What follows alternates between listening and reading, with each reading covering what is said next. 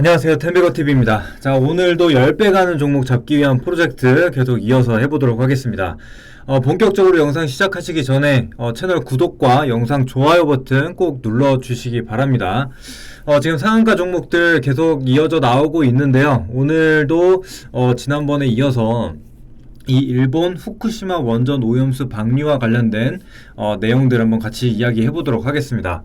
자, 먼저 볼 기사는요. 이 국제 원자력 기구 이 IAEA에서 다음 달 일본에 최종 보고서 전달하고 그 다음에 오염수 7월 방류 가시화 한다 이렇게 기사가 나와 있습니다. 그래서 제가 지난번에 올려드린 영상에서도 해저 터널에 지금 바닷물 채우고 그 다음에 다음 달에 아마 방류를 하지 않을까라고 말씀을 드렸는데 이런 기사가 나왔습니다.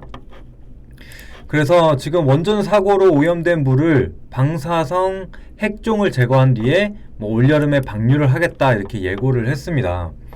그래서 지금 이 국제원자력기구 사무총장이 다음 달 초 일본을 방문할 것이라고 지금 예정이 되어 있는데, 아무래도 여기서 방문해서 문제 없다 이런 식으로 나오면은 그걸 기반으로 우리는 방류를 하겠다, 문제 없는데 왜 그러냐 이런 식으로 나올 거라는 거죠. 그래서 이런 문제가 있었고, 자, 두 번째 기사는 이제 오염수 방류 오케이, 이 국제 원자력 기구가 오케이를 했다라는 건데, 이 분담금 3위가 일본이라는 겁니다. 그만큼 돈을 많이 대고 있다라는 거기 때문에 눈치를 볼 수밖에 없는 거 아닌가 라는 얘기들이 그러니까 합리적인 의심을 해보는 거죠. 그래서 여기 내용을 보시면은 여기 이 국제 원자력 기구가 일본의 이 오염수 처리 과정에 대해서 충분히 보수적이고 현실적이다 이렇게 긍정적으로 평가를 했다라는 겁니다. 그런데 아까 말씀드린 대로 이 일본이 지금 분담금을 많이 내고 있고, 그러니까 3위, 세 번째로 분담금을 많이 내고 있는 상태이기 때문에 입김이 좀 들어가는 게 아닌가라는 얘기들이 계속적으로 나오고 있습니다. 그런데 우리가 여기서 또 봐야 될 부분이 뭐냐면, 우리나라 정부는 어떻게 대응을 하고 있는가 또 봐야 되는데, 오히려 정부에서 후쿠시마 방사능에도 우리 수산물은 안전하다라고 얘기가 나오고 있어요.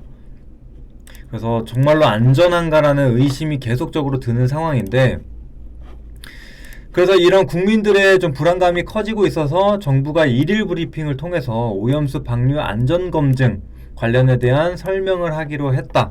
그래서 지금까지 실시한 방사능 모니터링 결과가 전혀 문제가 없다. 그러니까 원전 사고 이전과 유사한 수준이기 때문에 우리 이 해역에는 유의미한 영향을 주지 못했다 이렇게 얘기를 했다라는 겁니다. 그래서 이 하단에도 보면 이런 요오드나 검출되는 부분에 있어서 문제가 있는 거 아닌가 이런 식으로 계속적으로 얘기를 하고 있는데, 이 또 추가적인 내용을 보면은 이 후쿠시마 오염수 스트론튬 검출이 됐고 한국 기준 21,650배가 나왔다라는 건 사실로 확인을 했다라는 겁니다. 근데도 이 정부가 문제가 없다라고 한 이유가 무엇이냐면, 여기 내용을 보면 이제 방사능 농도가 측정된 오염수가 그대로 방출되는 것은 아니다. 그래서 이 오염수가 기준치를 만족할 때까지 계속해서 정화하고 희석해서 방출을 하겠다. 이렇기 때문에 문제는 없다라는 겁니다. 그런데 우리가 이걸 정확히 희석을 다 해서 정말 문제없게 정화가 돼서 나오느냐, 이걸 어떻게 확인하는 겁니다. 그래서 그 의심을 풀어줄 필요가 있지 않은가라는 생각이 좀 드는데요. 여기도 보시면은 또 이 윗물만 떴다. 그러니까 탱크, 이 오염수를 담은 탱크에 여기 가라앉겠죠? 무거우니까. 오염물질은 무거우니까 가라앉고, 이 위에 깨끗한 물만 떠서 이 검사를 했다는 그런 얘기가 나왔는데, 그런 것은 아니다 라고 얘기를 했습니다. 그렇기 때문에 저런 방사능 물질이 검출이 됐다라고 얘기를 한 거겠죠. 그래서 여기서 보시면은 똑같은 내용입니다. 이런 농도가 상당히 높은 기준치를 넘는 그런 부분이 확인이 됐다. 근데 아까 말씀드린 대로 이런 부분을 계속해서 정화를 해서 방출하기 때문에 우리나라는 문제가 없다. 이런 식으로 얘기를 하고 있습니다. 그런데 지금 이제 또 의심을 해봐야 될 것은 정말 그렇게 문제가 없으면 왜 바다로 방류를 하냐는 거죠. 그러면은 일본에서 정말 마실 수 있으면 일본 식수로 사용을 하든 뭐 공업용으로 사용을 하든 그럴 수가 있는데 왜 그렇지 않냐? 이런 의심이 계속적으로 들 수밖에 없는 상황인 것 같아요. 또 추가적으로 기사 한번 보겠습니다. 자, 일본에서 오염수 방류 시 수산물 수입 중단하겠다는 홍콩에 규제 없도록 압력을 가하겠다 이렇게 또 발표를 했습니다.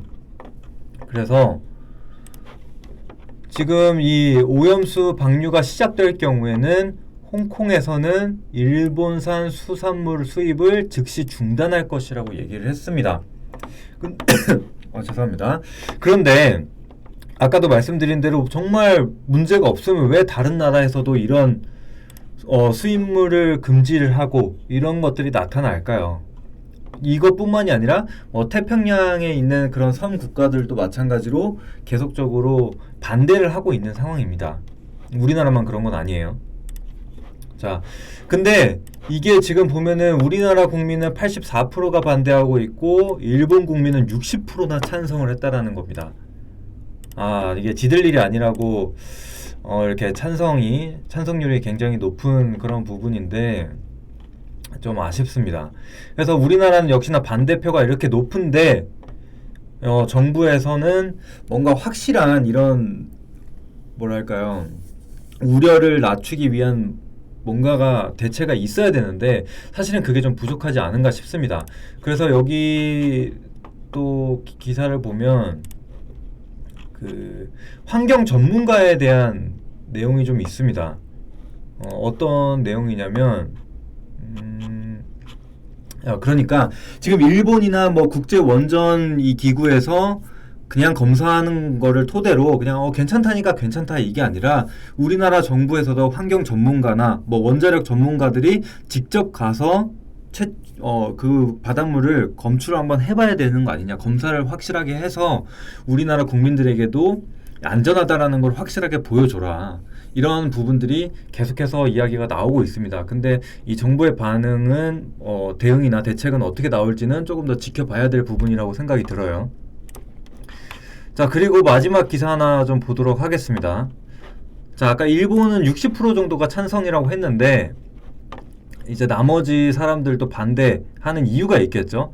이게 지금 최근에 나온 기사는 아닙니다. 3월에 올라온 기사인데 후쿠시마 71살 어부께서 이 오염수 방류 결정에 대해서는 좀 문제가 있어서 제동을 좀 걸어야 한다. 이 어민들도 마찬가지로 좀 반대를 하고 있는 상황이기도 합니다. 그래서 여기 내용을 보시면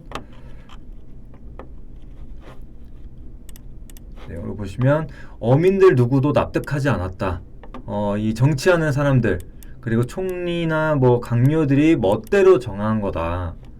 그래서 우리는 이런 문제가 있다. 왜냐면은 여기 오염이 되는 거는 확실한 거기 때문에 여기 보시면은 과연 문제가 없겠냐라는 내용이 좀 포함이 되어 있는데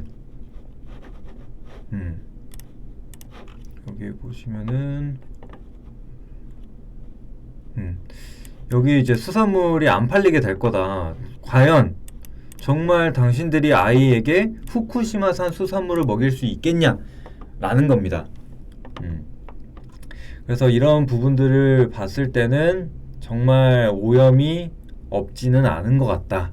그래서 문제는 분명히 있을 건데 이걸 계속적으로 일본 정부에서는 방류를 하려고 한다라는 겁니다. 근데 이 이유가 왜 일본은 오염수를 방류를 고집할까? 라는 부분을 봐야겠죠. 다른 나라들도 자꾸 위험하다 그러고 일본 수산물 수입 안 한다고 그러고 좀 불리한 입장인데, 그 이유는 비용과 시간 때문입니다. 결국에는 돈 때문이라는 건데, 이제 방법에는 여러 가지가 있습니다. 방류하는 것도 있고, 아니면은 뭐 이제 수증기 상태로 이렇게 증발시키는 부분도 있고, 아니면 매립시키는 부분도 있는데, 증발, 매립, 그 다음에 뭐 방류, 뭐 기타 한 네다섯 가지 정도가 있다고 했는데, 대표적인 방법은 요 세 가지입니다. 그래서 이 증발시키는 부분은 이 과거 1979년에 미국 스마일리 원전 사고 때 썼던 방법인데, 이 1000도의 고온으로 끓여서 대기 중에 수증기 형태 방출하는 방식을 말합니다. 여기 증발하는 방식은. 근데 이 증발을 하는 거를 진행을 하려면은 설비와 건설 이런 것들을 포함해서 한 3,300억 원 하나로 정도 발생이 되고, 기간은 10년 정도 걸린다고 합니다. 그래서 비용도 많이 들고 시간도 많이 든다. 이제 매립하는 방법이 있는데, 이거는 콘크리트에다가 땅 속에 매립을 하는 겁니다. 그래서 오염수를 이 콘크리트 용기에 하나하나 다 옮겨가지고 그것들을 이제 매립을 하는 건데, 이거는 비용이 더 듭니다. 하나로 약 2조 3,500억 정도 든다고 해요. 그 다음에 기간도 8년 정도 든다고 합니다. 근데 이 오염수를 이제 방류하는 방식은 약 비용이 340억 정도 들고 기간은 7년 정도. 그래서 가장 비용도 적고 기간도 짧다라는 겁니다. 그래서 물론 이 일본 이 후쿠시마 원전수가 바로 오는 거는 아니겠지만, 이제 우리나라가 뭐 이렇게 있다고 하면 일본이 이렇게 있죠. 근데 여기서 이렇게 방출을 합니다. 근데 이게 어쨌거나 뭐 태평양 쪽으로도 다 흘러가고 하겠지만, 결국에는 여기서 이런 식으로 들어오는 거죠. 이게 대략적으로 한 200일 정도 걸린다고 합니다. 200일 정도가 걸리는데, 결국에는 우리나라가 더 가깝기 때문에 이런 그 방사능 물질들이 아까 무겁다고 말씀드렸는데, 이게 우리나라 해안 쪽에 가라앉을 수가 있다는 거예요. 이게 다 희석되기 전에. 그런 부분이기 때문에 어떻게 될지, 그리고 이 방사능 물질이 사라지지 않기 때문에, 그러니까 썩거나 이렇게 사라지지 않는 거죠. 그러니까 계속적으로 남아있는 부분이기 때문에 추후에 정말 몇십 년, 몇백 년 뒤에 어떤 일이 벌어질지는 모른다라는 거예요. 그래서 이런 부분들이 문제라는 거를 좀 생각을 해주시면 되겠고, 자, 이제 중요한 거는 관련주들을 한번 살펴봐야겠죠. 제가 지난번에 정리해드렸던 종목들이 여러 가지가 있었는데, 일단 대표적으로 소금주들이 있었죠. 소금주, 인산가, 그리고 보라티알, 대상홀딩스, 이렇게 세 가지를 말씀드렸는데, 추가적으로 한 2개 정도가 더 나왔습니다. 이제 신성홀딩스와 샘표가 있는데, 일단 먼저 인산가를 보면 어마어마한 상승을 좀 보이고, 이제 어제부터 과열 종목에 지정이 돼서 단일가로 계속적으로 거래가 되고 있는 상태인데, 그러다 보니 거래량은 많이 좀 줄었어요. 그런데도 불구하고 상승을 계속적으로 이어가고 있는 모습이 나타나고 있습니다. 그래서 지금 이게 풀린다고 하더라도 충분히 더 갈 수 있지 않을까. 게다가 지금 고가를 계속적으로 돌파하는 흐름이 나타나고 있기 때문에, 보시면은 거의 다 뚫었어요. 이미 이 이전 고점까지도 올라와 있는 상태이기 때문에 상단 매물이 없습니다. 이제 신고가 영역이기 때문에 어디까지 갈 수 있는지는 아무도 모른다라는 거예요. 이제 여기 보시면은 얼마 안 남았죠. 4,250원 구간 정도가 이 종가상 고가기 때문에, 이 부분까지도 뚫어버린다면은 정말 알 수가 없는 거죠. 그래서 우리 이 텐베거 채널과 좀 맞는 종목이지 않을까라는 생각이 드는데, 자, 어쨌거나 지금 보라티알이라는 종목도 한번 볼게요. 보라티알이라는 종목도 어제부터 이렇게 급등이 나오기 시작했고, 어제는 상한가를 기록을 하고 오늘 장중에는 25.9% 정도가 상승이 나왔는데, 그 이유는 아까 말씀드렸었던 이 소금 천일염 관련해서 대장주인 인상가가 과열 종목으로 지정이 됐기 때문에 거래가 활발히 이루어질 수가 없었죠. 그래서 다른 종목들로 수급이 들어간 겁니다. 그래서 보라티알이라는 종목도 올랐고, 뭐 대상홀딩스라는 종목도 있었는데 오늘은 좀 약했고요. 대신 이 신송홀딩스라는 종목과 샘표, 뭐 샘표 식품 이런 종목들로 단기적인 흐름이 좀 보이는 상승이 나타난 모습들이 확인이 됐는데, 아무래도 인상가가 이제 과열 종목에서 풀리게 된다면은 이 갈 곳을 잃었었던 수급들이 다시 한번 들어갈 수가 있어요. 그렇기 때문에 만약에 이 인상가가 추가적인 상승이 나온다면 뭐 기타 종목들도 다 따라 올라갈 수가 있습니다. 이 대장주를 따라서. 그래서 그런 부분들 같이 참고하시면 될 것 같고, 보라티알 역시도 지금 22,000원 정도가 종가상 고가라고 좀 볼 수가 있는데, 이 가격대만 뚫는다면 이 매물대가 이제 지지 구간으로 작용을 할 수가 있기 때문에 충분히 더 갈 수 있어 보입니다. 게다가 이 거래량도 오늘 1160만 주가량 발생을 했어요. 근데 이 주식수가 670만 주밖에 되지 않습니다. 근데 유통 비율이 27%다. 그렇다면 계산을 한번 해볼게요. 6,751 여기다가 이 정도가 되겠죠. 그러면 유통 주식수는 대략적으로 180만 주입니다. 근데 1162만 주 정도가 거래가 됐어요. 그렇다라는 것은 대략적으로 한 몇 배 정도 되나요? 9배? 한 8배, 7배 되려나요? 아이고. 네, 7배가 조금 안 되는 정도인데, 그만큼 다들 손바뀜이 충분히 일어날 수 있는 거래량이 발생을 했기 때문에 어느 정도 악성 매물은 소화를 하고, 이제 신규 진입자들이 있기 때문에 지금이 매수가, 평단가라면은 사람들이 더 팔려고 하지 않겠죠. 그런 부분들을 생각을 해보시면 좋을 것 같습니다.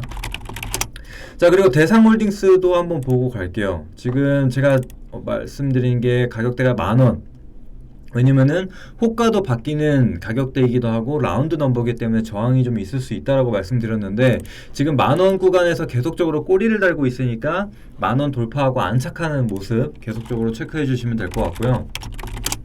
자, 신송홀딩스 역시도 유통 비율이 30%대로 좀 품절주에 가까운 종목인데, 지금 14,000원 구간대에서 매물대 형성을 해주고 뭐 이탈은 하지 않고 있는 모습이 나타나고 있습니다. 근데 여기서 중요한 거는 이 윗꼬리 구간에서 새롭게 봉이 형성이 되는지를 봐야 됩니다. 그렇다면은 여기는 누군가는 차익 실현을 했다라는 것으로 해석을 할 수가 있는데, 여기서 봉이 형성이 됐다라는 것은 충분히 여기서 신규 진입자가 발생을 해서 여기서 지지를 받고 더 가려는 힘, 그러니까 매도자보다는 매수자가 더 많았다라고 해석을 할 수가 있기 때문에 충분히 이전 고가까지도 노려볼 수가 있겠다, 이렇게 좀 말씀을 드릴 수가 있겠고요. 자, 그리고 샘표 역시도 지금 7만원을 돌파를 하고 지금 73,000원의 종가를 형성을 했는데, 아직까지는 매물이 좀 높은 편입니다. 그리고 이전에 올라왔었던 가격대가 있기 때문에 이 구간이 조금은 무거울 수가 있어요. 그렇기 때문에 아까 말씀드린 대로 75,000원에서 8,000원 이 매물대 구간에서, 그리고 이 윗꼬리 구간에서 추가적인 양봉을 좀 어느 정도 형성을 해줘야 소화를 하고 더 갈 힘이 있다라고 좀 해석을 할 수가 있을 것 같습니다. 근데 이 샘표라는 종목도 뭐 과거에 뭐 북한, 그러니까 대북 관련주로도 움직임을 보이기도 했었는데, 이 종목 특징을 보면은 유통 비율이 적습니다. 이것도 마찬가지로 아주 가볍게 오를 수 있는 종목인데, 다만 좀 유의를 하셔야 되는 거는 그만큼 유통 비율이 적기 때문에 시장에서 소외를 받게 된다면은 주가를 회복하는 데까지는 상당 기간이 걸릴 수가 있어요. 그렇기 때문에 좀 요런 샘표 같은 종목은 특히나 좀 단기 트레이딩 관점으로 좀 보시면 더 좋을 것 같습니다. 자, 그래서 소금 관련주는 이렇게 5가지 정도가 있고, 그 다음에 뭐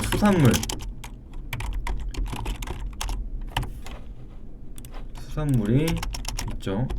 CJ 시푸드, 사조 시푸드, 동원수산, 신라 SG, 이렇게 4가지가 있는데, CJ 시푸드 같은 경우에는 지금 연일 음봉이 발생이 되고 있는데, 그래도 상승 추세가 깨지지는 않았다라고 좀 볼 수가 있습니다. 그래서 지금 37,000원, 38,000원, 3,700원 내지 3,800원 정도로 깨지 않고 계속적으로 이 3,000원 후반대 가격을 유지를 해준다면은 충분히 더 갈 수 있어 보입니다. 게다가 거래량도 보시면은 거래량이 증가를 하면서 저점을 계속 높여가고 있는 상태이기 때문에 여전히 추세 살아있다라고 좀 볼 수가 있겠고, 그 다음에 뭐 상승폭도 그렇게 크지 않았어요. 수산물 관련해서는. 그렇기 때문에 충분히 여력들이 좀 남아있다. 뭐 사조 시푸드도 마찬가지고요. 대부분 비슷한 흐름입니다. 동원수산 같은 경우에는 갭상승 이후에 음봉이 쭉 떨어졌는데 오늘 양봉으로 좀 채워주는, 어느 정도 반등이 나와주는 모습이 나타났는데, 이 바닥 구간에서 이렇게 갭상승하고 음봉이 떨어지는 경우에 매집봉으로도 많이 나옵니다. 그래서 지금은 조금 더 지켜봐도 괜찮은 상황이고, 시총도 400억대로 굉장히 가벼운 종목이다 라는 거 볼 수 있고요. 또 신라 SG 역시 음봉으로 떨어졌고 오늘 개파락 시작했으나 장중에 뭐 좀 반등을 보이면서 회복을 하는 모습이 나타났고, 추세도 역시 깨지지 않은 상태입니다. 그래서 이 빨간색으로도 전환하는 시기이기 때문에 아직까지는 추세가 살아있고, 자, 그래서 이렇게 4가지 수산물 정도가 있고, 그 다음에는 이제 육개, 그러니까 수산물을 못 먹으면 아무래도 다른 대체제를 찾아야 되기 때문에 뭐 치킨이나 이런 걸로 싼 걸로 대체를 할 수 있다라는 관점인데, 이거는 뭐 참고만 하시면 되겠고, 그 다음에 제가 또 따로 말씀드린 게 이 정화 필터에 대해서 말씀을 드렸었어요. 그 중에 하나가 이제 피코그램인데, 피코그램 주가를 보시면은 오늘 장중에 한 12% 정도 상승이 나왔습니다. 그래서 결국에는 한 7% 정도 상승 마감을 했는데, 거래량을 보면은 1580만 주, 아주 거래량도 충분히 나와줬어요.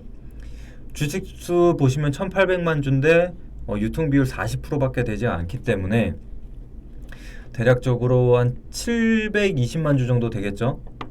근데 뭐 2바퀴 정도는 넘은 거니까 이것도 충분히 손바뀜이 이루어질 수 있었다라는 거고, 지금 이 점상 가격대까지도 한 번도 오지 않았기 때문에, 제가 지난 영상에도 한번 말씀드렸었죠. 점상이 나왔었던 가격대까지는 한 번 정도는 올라갈 수 있다.